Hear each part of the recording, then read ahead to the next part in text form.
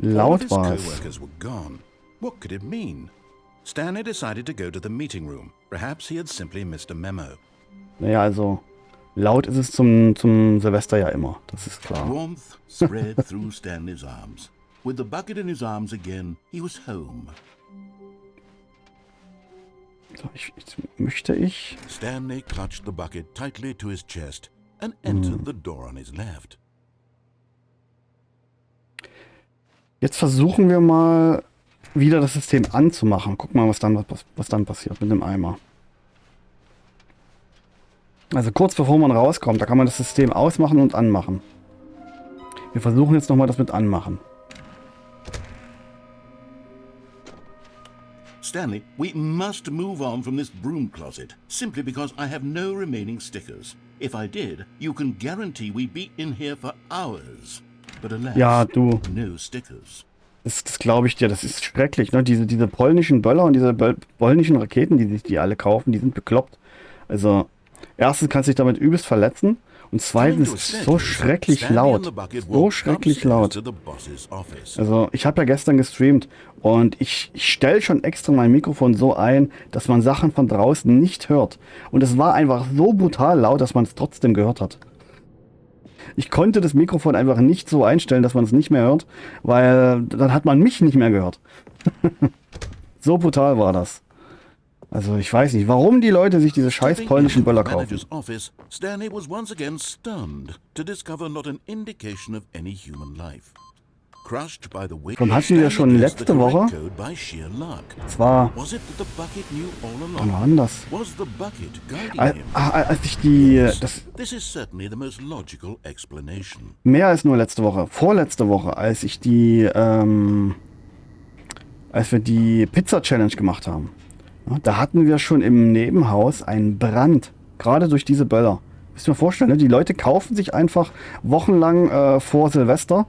Kaufen die sich Böller in Polen, weil sie es unbedingt so dringend haben. Ja, ich muss jetzt was böllern, ne? Kaufen die diesen Billigscheiß aus Polen und dann gehen die Häuser hoch, weißt du? Ohne Witz, also das Nebenhaus hat, also es ist ja eigentlich ein riesengroßes Hochhaus, aber mit mehreren Aufgängen. Und ein Nebenaufgang hat quasi gebrannt. An dem Tag, wo wir die Spicy Pizza Challenge hier gemacht haben. Muss ich mir vorstellen. Ich kam nach Hause mit der Pizza in der Hand und sehe dort Feuerwehr, Leiter hoch, so ein Balkon war komplett schwarz. Das Feuer war schon aus, aber das Terrain war noch im Hof, überall Leute und Lichter und alle gucken sie, alle starren sie. Ich einfach nur, es regnet, ich habe meine Pizza, ich will jetzt rein, lass mich vorbei. Aber die Leute, die gaffen alle, weißt du, und oh nee. Ich weiß nicht, ich würde niemals polnische Böller kaufen. Niemals. Auch wenn sie billiger sind. Auch wenn ich sie dann zu jedem Tag im Jahr kaufen kann. Was bringt mir das? Ich bin aus dem Alter raus, wo ich dieses laute Geknalle haben will.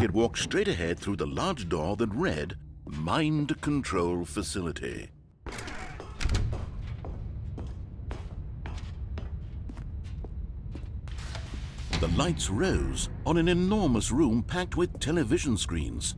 What horrible secret did this place hold? Stanley and the bucket both wondered to themselves.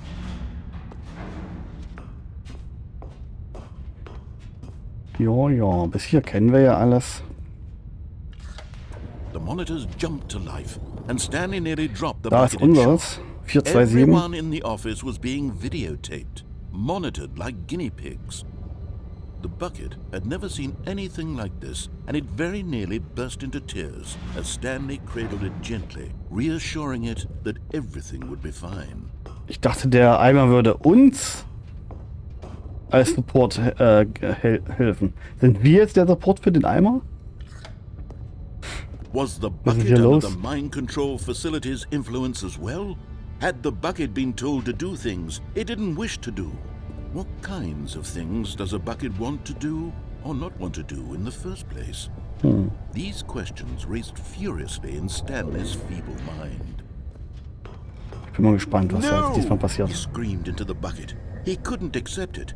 His own life in someone else's control. Never! He squeezed the bucket tighter. His one friend in the entire world. At this point, he could trust no one except for the bucket.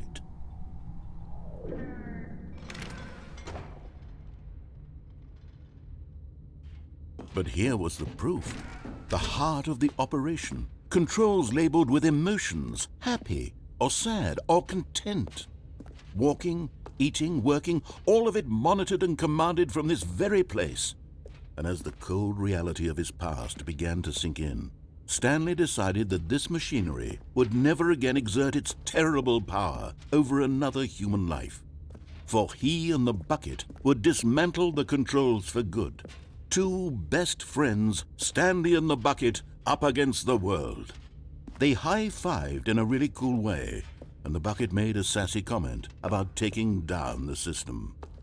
Ich frage mich halt wirklich, was man hier machen muss, um dann diesen Countdown aufzuhalten. Und ob jetzt auch wieder dieser Countdown kommt.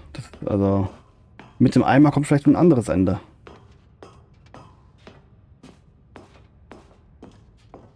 When at last they came to the source of the room's power, Stanley and the bucket knew it was their obligation to put an end to this horrible place and to everything it stood for.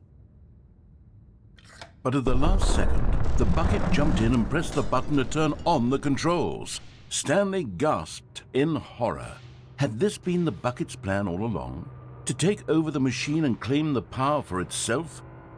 How could the bucket have betrayed Praise the bucket! Praise the bucket! Stanley was prepared to throw the bucket away in disgust when suddenly an image appeared upon the enormous screen.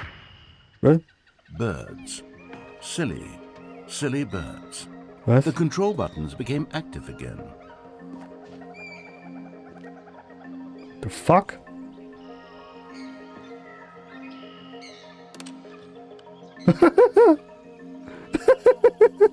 Stanley flipped through one video of silly birds after another, and then it dawned on him. This wasn't a mind control facility at all. It was a facility for monitoring and surveilling silly birds all over the world. The mind controls were only a facade to disguise its true intentions. Had the bucket known this all along? Stanley marveled at the metal genius in his hands, the one who had pointed him towards this incredible discovery.